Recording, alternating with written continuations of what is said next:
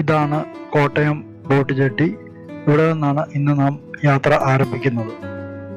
അങ്ങനെ നമ്മൾ Kottayam boat jetty, അതായത് കോടിമതയിലാണ് കോട്ടയം ബോട്ട് ജെട്ടി സ്ഥിതി ചെയ്യുന്നത്.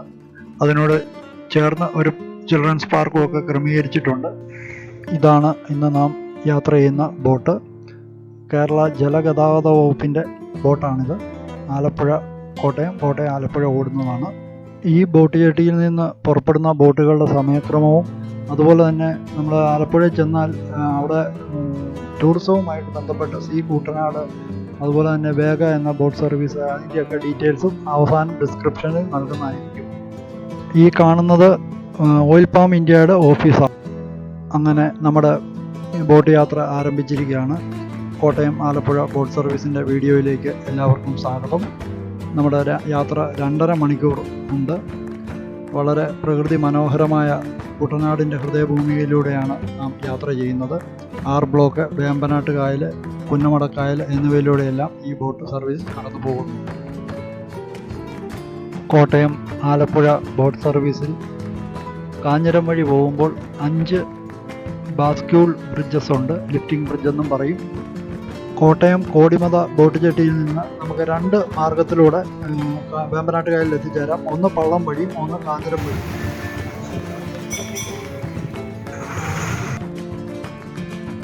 കോട്ടയം ആലപ്പുഴ ബോട്ട് സർവീസിൻ്റെ ടിക്കറ്റ് ഫെയർ എന്ന് പറയുന്നത് വെറും 28 രൂപ മാത്രമാണ്. അപ്പോൾ പോയി വരുന്നതിന് 56 രൂപ മാത്രമേ ഉള്ളൂ. സാധാരണക്കാർക്ക് ഇത് വലിയൊരു അനുഗ്രഹമാണ്. ഇത് നമ്മൾ സാധാരണക്കാർ പ്രയോജനപ്പെടുത്തുക മാക്സിമം. ഇപ്പോൾ കാണുന്ന പാലം എന്ന് പറയുന്നത് നാട്ടകം സിമൻറ്റ് കവലയിൽ നിന്ന് തിരുവാതുക്കൽ ഭാഗത്തേക്ക്, അല്ലെങ്കിൽ കൊമരകം ഭാഗത്തേക്ക്, കുരിശുപള്ളി ഭാഗത്തേക്കൊക്കെ പോകാനായിട്ടുള്ള ബൈപ്പാസിലെ ഏറ്റവും വലിയ 2ാമത്തെ പാലമാണ്. ഈ ബൈപ്പാസ് വന്നത് വളരെ നന്നായി. കാരണം കോട്ടയം പട്ടണത്തിലെ തിരക്ക് ഒരു പരിധി വരെ പരിഹരിക്കാൻ സാധിച്ചു. കാരണം ചങ്ങനാശ്ശേരി ഭാഗത്തു നിന്ന് എംസ് റോഡിലൂടെ വരുന്ന വാഹനങ്ങളെല്ലാം ഈ റോഡിലൂടെ കൊമരകം ഭാഗത്തേക്ക് പോകാൻ സാധിക്കുന്നുണ്ട്.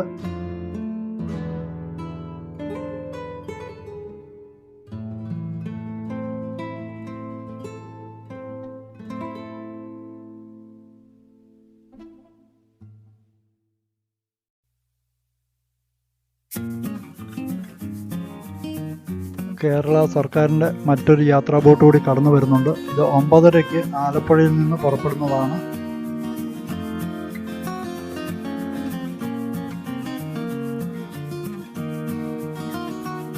ഈ നദിക്ക് പാരലായിട്ട് തന്നെ റോഡും പോകുന്നുണ്ട്. കാരണം ധാരാളം ഭവനങ്ങൾ ഈ സമീപത്തുണ്ട്.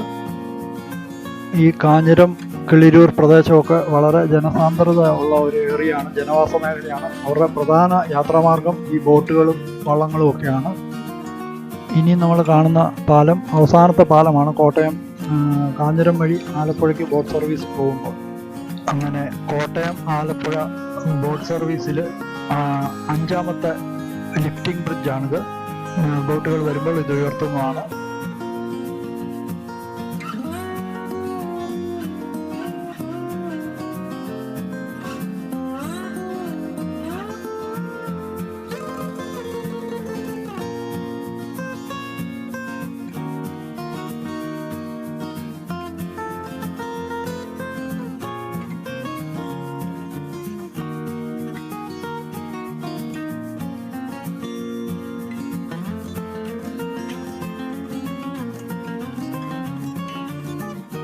ഇവിടെ ഒരു ഇരുട്ടുകുത്തി ഇനത്തിൽപ്പെട്ട ഒരു വള്ളമാണ്. ലാസ്റ്റ് ആൻഡ് ഫൈനൽ പോളിഷിങ്ങും മറ്റു കാര്യങ്ങളും ഒക്കെ നടത്തുകയാണ് അവർ.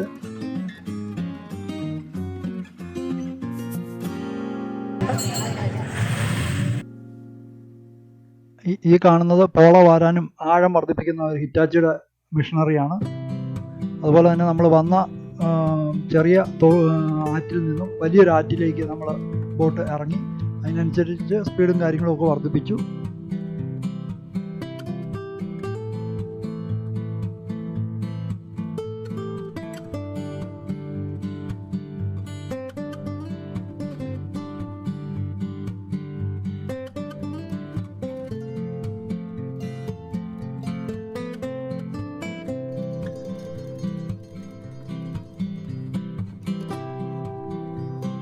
കായലിൽ മത്സ്യബന്ധനത്തിന് പോയി മടങ്ങുന്ന ഒരു ചെറുവള്ളമാണ് നമ്മളിപ്പോൾ കണ്ടത്.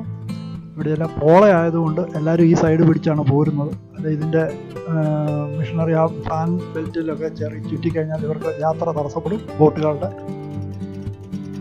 ഇവിടെ ഒരു പക്ഷിക്കൂട്ടം നല്ല നിരയായി ഗ്രൂപ്പ് ഡാൻസിന് അവർ ചെയ്യുന്നത് പോലെ പോകുന്നു. അതുപോലെ തന്നെ ഇത് സൈഡിൽ നമ്മൾ കാണുന്നത് നെൽപ്പാടമാണ്. ഇപ്പോൾ കൃഷി ഇറക്കിയിട്ടില്ല.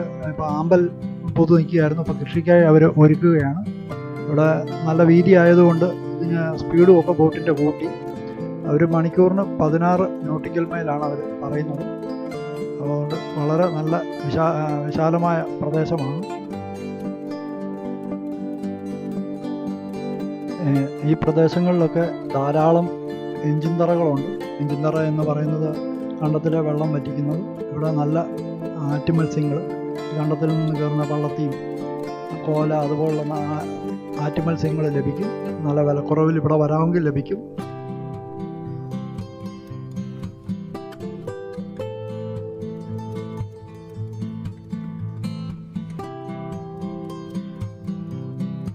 ഇപ്പോൾ നമ്മൾ യാത്ര ചെയ്യുന്നത് R ബ്ലോക്ക്, കുട്ടനാട്ടിലെ R ബ്ലോക്ക് എന്ന പ്രദേശത്താണ്. ഇവിടെ ഒരു ബോട്ട് ജെട്ടിയുണ്ട്. ഇതിനോട് ചേർന്ന ഒരു റെസ്റ്റോറൻ്റാണ്. ഞങ്ങൾ കുറേ കാലം മുമ്പ് അവിടെ കയറി ഭക്ഷണം കഴിച്ചിട്ടുണ്ട്. നല്ല ഭക്ഷണമൊക്കെയാണ്. അന്ന് വർഷങ്ങൾ മുമ്പാണ്. ആ കൊച്ചു വള്ളം വരുന്നതിലാണ് നമ്മൾ വന്നത്.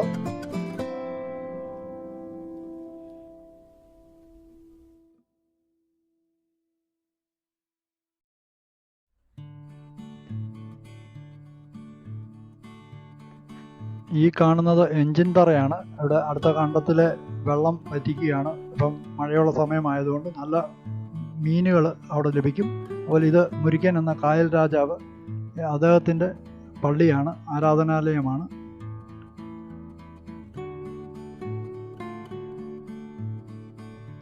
അങ്ങനെ വലിയ വലിയ ഹൗസ് ബോട്ടുകളൊക്കെ കാണാൻ തുടങ്ങി.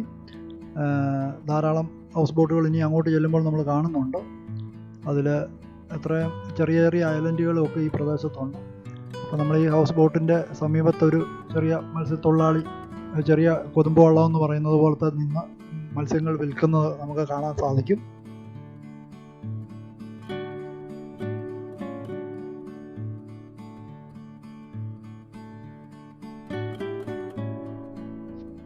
നല്ല നട്ടുച്ച സമയമാണെങ്കിലും ഈ കായലിൽ നിന്നുള്ള മഴക്കാലം ആയതുകൊണ്ടാണ് നല്ല കുളിർക്കാറ്റേറ്റ് ഉള്ള യാത്ര ഒരു പ്രത്യേക അനുഭൂതിയാണ് നൽകുന്നത്.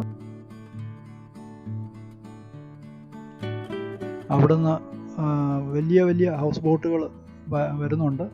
അതിൽ ചെറുപ്പക്കാരുടെ വലിയൊരു സംഘം ആനന്ദനൃത്തം ചവിട്ടുന്നു. ഇവിടെ ഒരാൾ നിന്ന് വല വീശുന്നുണ്ട്. നമ്മൾ അല്പം താമസിച്ചു പോയി, അല്ലെങ്കിൽ അത് വീശുന്ന കാണാമായിരുന്നു. അദ്ദേഹം എടുത്തുപോയി. എന്തൊക്കെയോ ചെറുതായിട്ട് കിട്ടിയിട്ടുണ്ട്. കാര്യമായിട്ടൊന്നും ഉണ്ടെന്ന് തോന്നുന്നില്ല.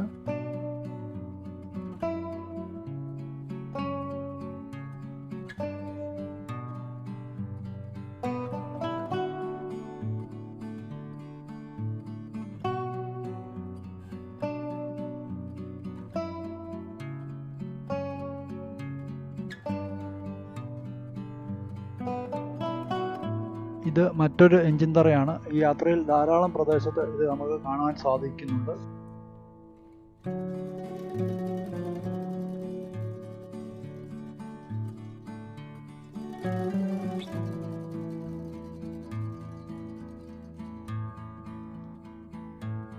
ഈ ബോട്ട് യാത്ര നമ്മുടെ നാട്ടിലെ അല്ലെങ്കിൽ മധ്യ കേരളത്തിലെ സാധാരണ ജനങ്ങൾക്ക്, പ്രത്യേകിച്ച് എല്ലാവർക്കും പ്രയോജനകരമാണ്. മധ്യ കേരളത്തിലെ സാധാരണ ജനങ്ങൾക്ക് വലിയ ഒരു അനുഗ്രഹമാണ്. കാരണം 28 രൂപ മാത്രമാണ് ഇതിൻ്റെ ബോട്ട് ഫെയർ, 2.5 മണിക്കൂർ. അപ്പം അങ്ങോട്ട് പോയി വരാനായിട്ട് 28 56 രൂപ മാത്രമേ ആവുകയുള്ളൂ. ഇത് നമ്മൾ പരമാവധി പ്രയോജനപ്പെടുത്തുക.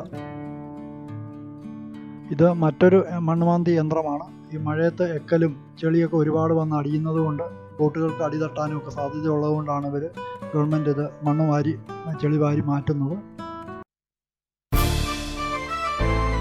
ഈ കപ്പലിൻ്റെ വലിപ്പമുള്ള ഹൗസ് ബോട്ടുകൾ പോകുന്നതിനിടയിലൂടെ റോക്കറ്റ് പോകുന്നത് പോലെ ഒരുപാട് സർക്കസുകളൊക്കെ കാണിച്ച്, അഭ്യാസങ്ങളൊക്കെ കാണിച്ച് സ്പീഡ് ബോട്ടുകൾ പോകുന്നുണ്ട്. അത് കാണുന്ന ഒരു പ്രത്യേക രസമാണ്.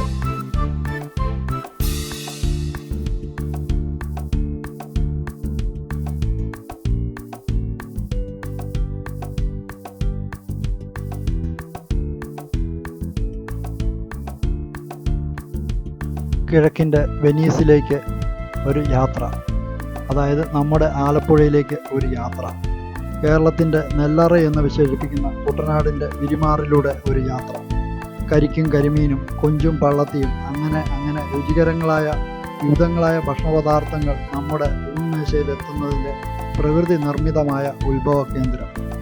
ഞാൻ യാത്രയ്ക്കായി തിരഞ്ഞെടുത്ത ദിവസം എന്ന് പറയുന്നത് 2022 ന്യൂറോ ട്രോഫി വള്ളംകളിയുടെ തൊട്ട് തലേ ദിവസമാണ്. ഏതാണ്ട് 24 മണിക്കൂർ മുമ്പ് കറക്റ്റ് പറഞ്ഞത്. എൻ്റെ കണക്കുകൂട്ടലുകൾ ഒട്ടും തെറ്റിയില്ല. കാരണം ആലപ്പുഴയും പരിസരവും ഈ കായലും നദികളുമെല്ലാം ഉത്സവ പ്രതീതിയിൽ ആറാടുകയായിരുന്നു. വിവിധങ്ങളായ ജലയാനങ്ങൾ ആഘോഷത്തിമിർപ്പുമായി വരുന്ന വിനോദസഞ്ചാരികളും ആയി ഉല്ലസിക്കുന്നതാണ് എനിക്ക് എവിടെയും കാണാൻ സാധിച്ചത്. കരയിലും വെള്ളത്തിലും ഒരുപോലെ നാട്ടുകാർ സഞ്ചാരികളിലും ആറാടുന്ന കാഴ്ച കണ്ണിനും മനസ്സിനും ഒരുപാട് കുളിർമയേകുന്ന കാഴ്ച. യാത്രയിൽ നമുക്ക് ഒരുപാട് പക്ഷികളെയും കുരുവികളെയും അവയുടെ കൂട് കൂട്ടുന്നതുമൊക്കെ കാണാൻ സാധിക്കും. കൊതി തീരെ നദിയും പുഴകളും കായലും കണ്ട് ആസ്വദിച്ച് ഒരു യാത്ര. അതുപോലെ തന്നെ ടൂറിസം രംഗം കൊണ്ട് ഒരു ജനവിഭാഗത്തിന് ഉണ്ടാകുന്ന വരുമാനം, ജീവിതമാർഗം നമുക്ക് വലിയൊരു ആശ്വാസമാണ് തരുന്നത്. ഈ പരിസരമൊക്കെ പണ്ട് കാലത്ത് തന്നെ ചേറും ചെളിയും നിറഞ്ഞ് നെൽകൃഷിയും മീൻ പിടുത്തവുമായി മാത്രം ജീവിച്ചിരുന്ന ഒരു ജനവിഭാഗത്തിന് ഇപ്പോൾ വിനോദസഞ്ചാരികളുടെ ഒഴുക്ക് കാരണം നല്ലൊരു വരുമാനം നേടാൻ സാധിക്കുന്നു. ഞാൻ മുമ്പ് സൂചിപ്പിച്ചതുപോലെ ധാരാളം, അതായത് ജലമാർഗം യാത്ര ചെയ്യാൻ എന്തെല്ലാം നമുക്ക് ഉപയോഗിക്കാമോ അതെല്ലാം ഇവിടെയുണ്ട്. കൊച്ചു കൊതുമ്പ് വള്ളം മുതൽ പഴയ നാടൻ ബോട്ട്, ശിക്കാരി വള്ളങ്ങൾ, ഹൗസ് ബോട്ടുകളുടെ ഒരു എക്സിബിഷൻ എന്ന് തന്നെ പറയാം. ഡബിൾ ഡക്കർ, 7-8 ബെഡ്റൂം ഉള്ളത്, സ്പീഡ് ബോട്ടുകൾ, അങ്ങനെ ഒരുപാട്. പിന്നെ നമുക്ക് സഹിക്കാൻ മേലാത്തത് ഇതെല്ലാം പോകുമ്പോൾ ഇതിൽ നിന്ന് വരുന്ന നല്ല മണം, അതായത് രേവതി കിലുക്കൻ സിനിമയിൽ പറയുന്ന പോലെ വെച്ച കോഴിൻ്റെ മണം, വളർത്തിയ ബീഫിൻ്റെ മണം, കരിമീൻ പൊള്ളിച്ചതിൻ്റെ മണം, അങ്ങനെ ധാരാളം കറികളുടെ രുചികരമായ ഭക്ഷണത്തിൻ്റെ മണം നമ്മളെ അലട്ടും. ഇത്തരം രുചികരമായ ഭക്ഷണത്തിൻ്റെ മണം നമ്മളെ വളരെ ഉത്തേജിപ്പിക്കുന്നുണ്ട്.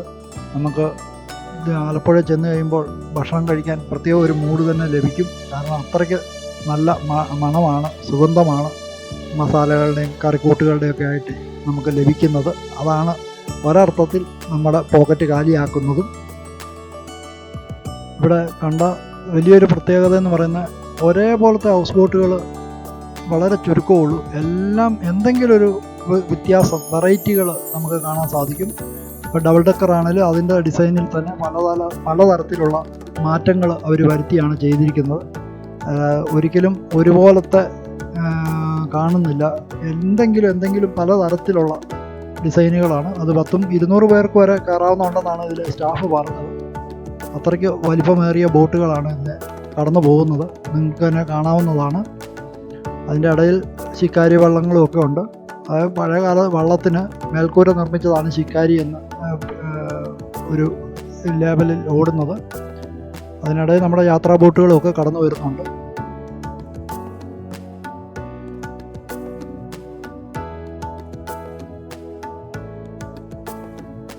ഇത്തരം ഡബിൾ ഡക്കർ, അപ്പർ ഡെക്കുള്ള ബോട്ടുകളുടെ താഴെ ഭാഗത്തെല്ലാം ബെഡ്റൂംസാണ്. മേളിൽ ഹോള് പോലെയാണ് ക്രമീകരിച്ചിരിക്കുന്നത്. അതുകൊണ്ട് അവർ ഭക്ഷണവും മറ്റു കാര്യങ്ങളും ഒക്കെ അവിടെയാണ് ക്രമീകരിക്കുന്നത്. അതുപോലെ തന്നെ കളികളോ അല്ലെ മറ്റ് എൻ്റർടൈൻമെൻറ്റ്സ് ഒക്കെ എല്ലാം അവിടെയാണ് അറേഞ്ച് ചെയ്യുന്നത്.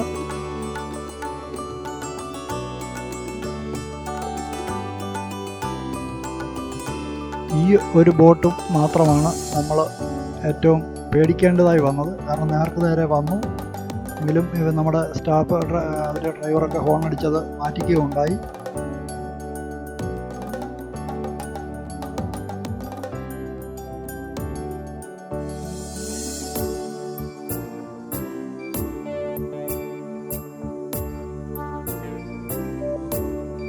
നമ്മുടെ പഴയകാല സിനിമകളിൽ കാണുന്നത് പോലെ വിവിധ വർണ്ണങ്ങളിലുള്ള കുടകളൊക്കെ പിടിച്ച് ഇവിടുത്തെ നാട്ടുകാരാണ്. അവർക്കിതൊരു പുത്തരിയല്ല. അവർ വളരെ സന്തോഷമായി യാത്ര ചെയ്യുന്നു.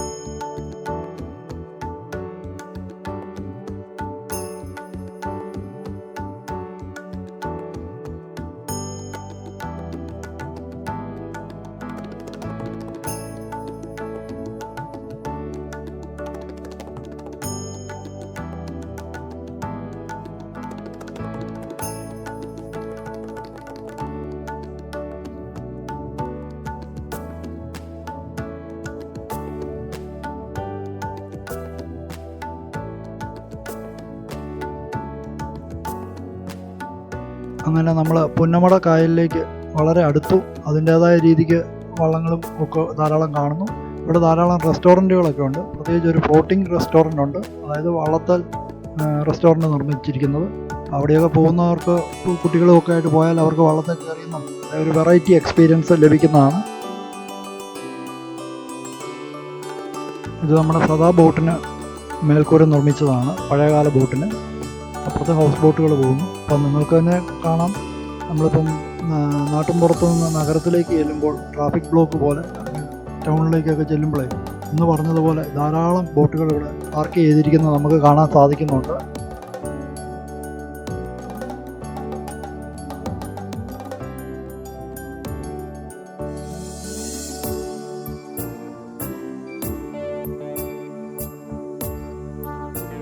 ഈ ഏരിയയിൽ കൂടുതലായി കാണുന്ന ശിക്കാരി ബോട്ടുകളാണ്. അവരുടെ പാർക്കിംഗ് ഏരിയ ആയിരിക്കും. ഇവിടെ ധാരാളം റെസ്റ്റോറൻറ്റുകൾ, ഹോട്ടലുകളൊക്കെ ഉണ്ട്.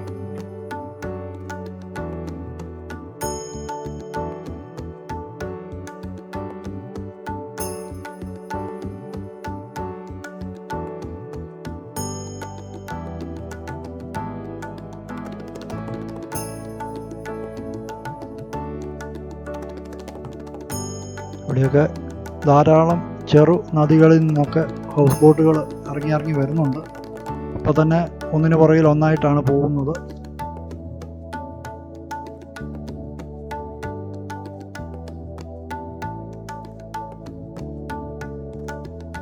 ഇവിടെ ഒരു ലൈറ്റ് ഹൗസ് നിർമ്മിച്ചിട്ടുണ്ട്.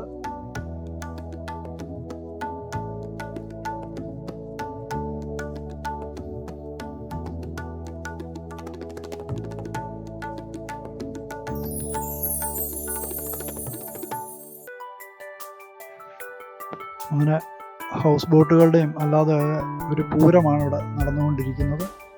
ഇപ്പോൾ നമുക്ക് കാണാം, ഇവിടെ ഹോമിയോ ഡിസ്പെൻസറി ആയിട്ട് ഒരു ബോട്ട് പ്രവർത്തിക്കുന്നത്. വെള്ളപ്രദേശത്തൊക്കെ ഉള്ളവരെ അങ്ങോട്ട് പോയി ട്രീറ്റ്മെൻറ്റ് നടത്തുന്നതിനായിട്ട് ക്രമീകരിച്ചിരിക്കുന്നതാണ്. ഈ പോകുന്നതാണ് സർക്കാർ വക ബോട്ടാണ്. അതിലെല്ലാം രേഖപ്പെടുത്തിയിട്ടുണ്ട് അതിൻ്റെ ഡീറ്റെയിൽസ്.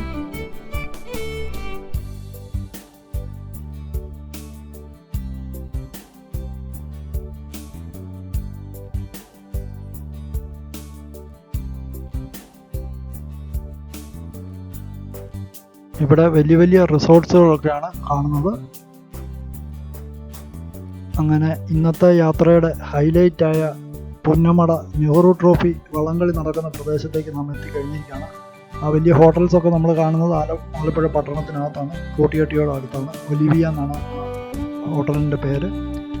ഇവിടെ വള്ളംകളിക്ക് ഏതാണ്ട് 24 മണിക്കൂർ മുമ്പാണ് നമ്മൾ സഞ്ചരിക്കുന്നത്. നാളെ ഈ സമയമാകുമ്പോൾ ഇവിടെ വള്ളംകളി, നെഹ്റു ട്രോഫി വള്ളംകളി നടക്കുന്നതാണ്. ഇവിടെല്ലാം ഹോട്ടൽസ്, മറ്റു കാര്യങ്ങളെല്ലാം ഒരുപാടായിട്ടുണ്ട്.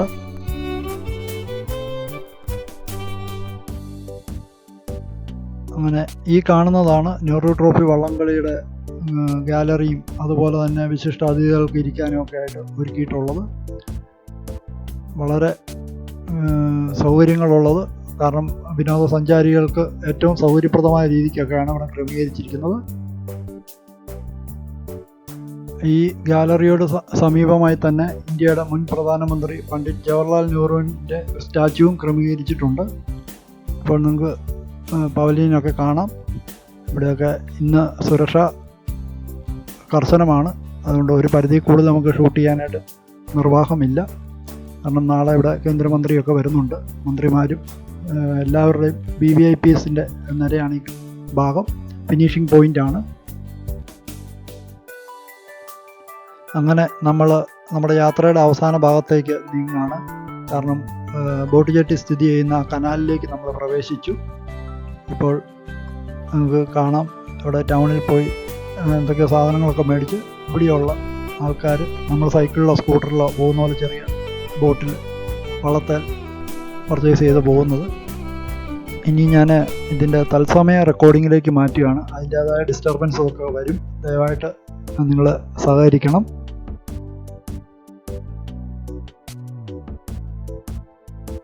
ക്ലിയർ ആക്കുന്നുണ്ട്. ഇവിടെ ബോട്ടിൻ്റെ വർക്ക്ഷോപ്പുകളാണ് നമ്മൾ കാണുന്നത്. കിടക്കുന്ന മേട് പിടിക്കുക ബോട്ടുകൾ, ഫൈബർ ബോട്ടുകൾ നിരോധിക്കുക എന്ന രീതിയിൽ കുമരകം ബോട്ട് തുടർന്നാണെന്നാണ് മനസ്സിലാക്കുന്നത്. വെള്ളം ആഴം കൂട്ടുന്ന സംവിധാനമുള്ള ബോട്ടുകളാണ്. അതിനുള്ള എക്യുപ്മെൻറ്റ്സാണ്.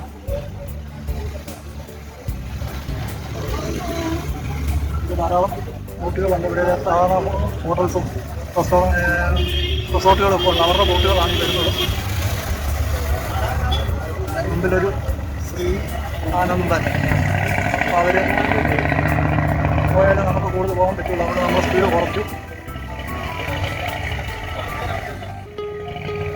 ഇവിടെയാണ് ബോട്ടുകൾക്ക് ഇന്ധനം നിറയ്ക്കുന്നത്. ഡീസൽ നല്ല കട്ടൻ കാപ്പിയുടെ കളറാണ്. ഇത് കുറച്ച് മഴക്കാലമായിട്ട് പോലും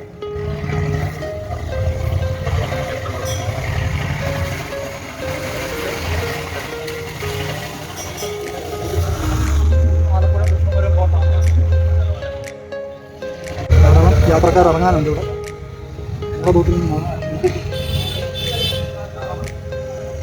ഒന്ന് പുറപ്പെട്ട പോലും നല്ല ഫുൾ ലോഡാണ് ബോട്ട്. 10-15 പേര് ഇവിടെ ഇറങ്ങി.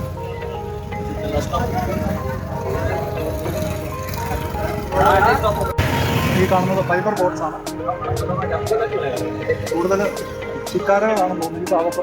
കാരണം വലിയ ഹൗസ് ബോട്ട്സിന് ഇങ്ങോട്ട് പ്രവേശനമില്ല. കാരണം അതിനുള്ള വീതിയില്ല ഈ തോടിന്. തോട് അങ്ങ് കടപ്പുറം വരെ ഉണ്ട് യഥാർത്ഥത്തിൽ. പക്ഷെ അങ്ങോട്ടൊന്നും പെർമിഷൻ ഇല്ല പോകാനായിട്ട്.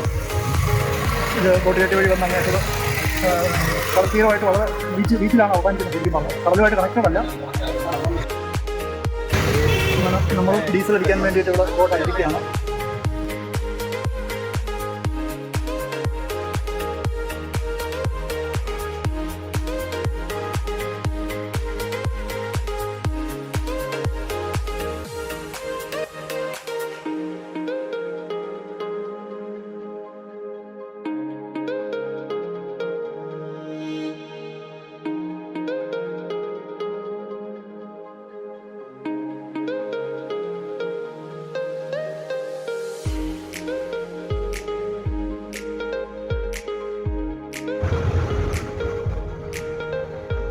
നമ്മൾ ഡീസൽ അടിച്ച ശേഷം ആലപ്പുഴ ബോട്ടിലെട്ടിയിലേക്ക് നീങ്ങുകയാണ്. ഇവിടെ KSRTCയുടെ ബസ് സ്റ്റാൻഡ്, അതിൻ്റെ ഗ്യാരേജൊക്കെയാണ് നമ്മൾ കാണുന്നത്.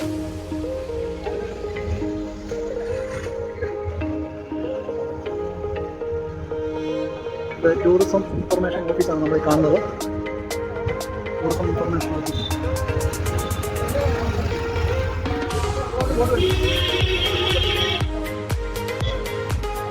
Ayurveda protein dispensary. ഇതെല്ലാം വള്ളക്കളിയാണ്.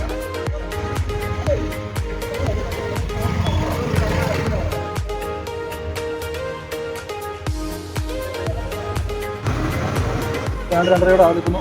2 മണി കഴിഞ്ഞു. 2:30 ബോട്ട് തിരിച്ചു പോകും. പിന്നെ അടുത്ത ബോട്ട് 5:15 വൈകുന്നേരം. അതായത് രാത്രി 8:30 കഴിയും കോട്ടയത്ത് വരുമ്പോൾ. അതിൽ പോയാൽ സൺസെറ്റ് വളരെ മനോഹരമായി കാണാം.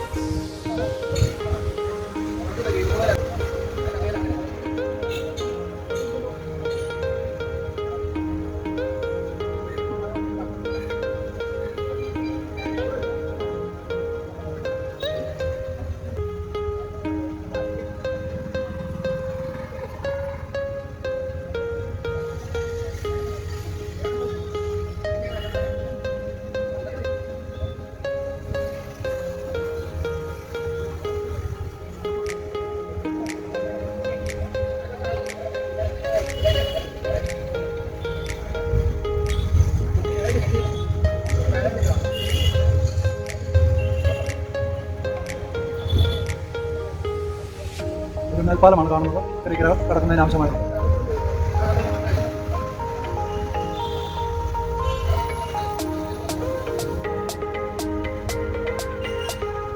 അങ്ങനെ ബോട്ടിലേക്ക് നമ്മൾ എത്തുകയാണ്.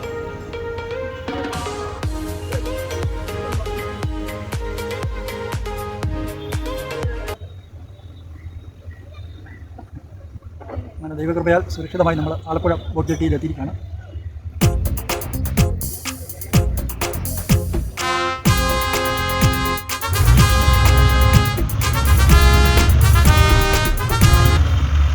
ഇപ്പോൾ ഞാൻ ഇരിക്കുന്നത് ബാക്ക് സൈഡിൽ എൻജിൻ്റെ സമീപത്താണ്. അതുകൊണ്ടാണ് ഇത്രയും എൻജിൻ്റെ സൗണ്ട് വരുന്നത്. ഇത് ഉള്ളതാണ് നല്ലത്. ഇതാണ് ഇതിൻ്റെ നാച്ചുറൽ സൗണ്ട് ആ ബോട്ട് യാത്രയിൽ നമുക്ക് ഫീൽ ചെയ്യുന്നത്. പുറവശത്തിരുന്നാൽ നമുക്ക് കൂടുതലായിട്ട് ഫീൽ ചെയ്യുന്നത്. ഇതുള്ളതാണോ ഈ വീഡിയോയിൽ നല്ലത്, ഇതില്ലാത്തതാണോ നല്ലതെന്ന് എൻ്റെ വ്യൂവേഴ്സ് ഒന്ന് കമൻറ്റ് ബോക്സിൽ രേഖപ്പെടുത്തുകയാണെങ്കിൽ ഇനിയുള്ള വീഡിയോയിൽ അതിനനുസരിച്ച് ഞാൻ അത് ക്രമീകരിക്കാം. ഇതുവരെ ഇത് കാണുകയും ഇത് ലൈക്ക് ചെയ്യുകയും സബ്സ്ക്രൈബ് ചെയ്യുകയും ചെയ്ത എല്ലാവരോടുമുള്ള നന്ദിയും സ്നേഹവും അറിയിക്കുന്നു.